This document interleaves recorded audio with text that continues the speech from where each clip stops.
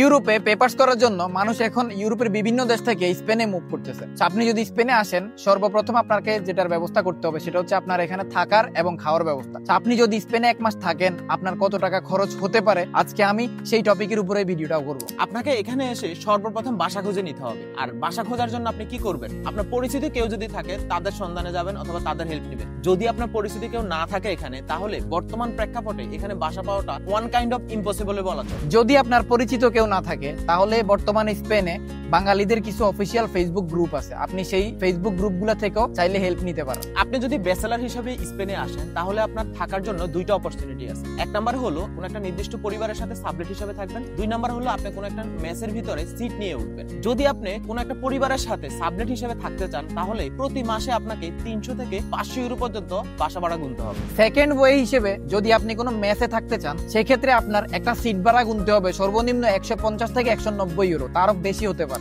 ধরেন আপনি বাসা পেয়ে গেছেন, এবার হলো আপনার খাবার খরচ।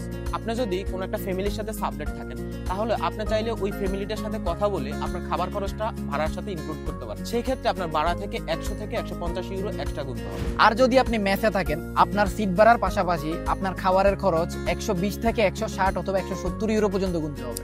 যদিও কিছু কিছু বাসা ভাড়ার সাথে আপনার পানি বিল, বিদ্যুৎ বিল, গ্যাস বিল এগুলো ইনক্লুডেড থাকে। অনেক সময় কিছু কিছু বাসা একটু সেপারেট হয়, সেই ক্ষেত্রে আপনাকে এক্সট্রা করে পানি বিল, বিদ্যুৎ বিল, গ্যাস বিল সাথে আপনার ইন্টারনেট বিলও এক্সট্রা করে গুনতে হবে। এর বাইরেও যদি আপনার ব্যক্তিগত কোনো খরচ থেকে থাকে, সেটা একান্তই আপনার ব্যক্তিগত ব্যাপার। এই টাকাটা আপনি আপনার বাসা ভাড়া এবং খাওয়া খরচের সাথে কখনো যোগ করতে পারবেন না। সো দিন শেষে কি দাঁড়ায়, আপনি যদি 1 মাস স্পেনে থাকতে হয়, তাহলে আপনাকে প্রতি মাসে 300 থেকে 400 ইউরো পর্যন্ত থাকা এবং খাবার খরচ বাবদ বাজেট রাখতে হবে। সো ইন ফিউচারে যদি কখনো স্পেনে আসেন, অবশ্যই আমাদের ভিডিওটা দেখে সবকিছু যাচাই করে স্পেনে আসবেন। আপনার জন্য শুভকামনা রইল।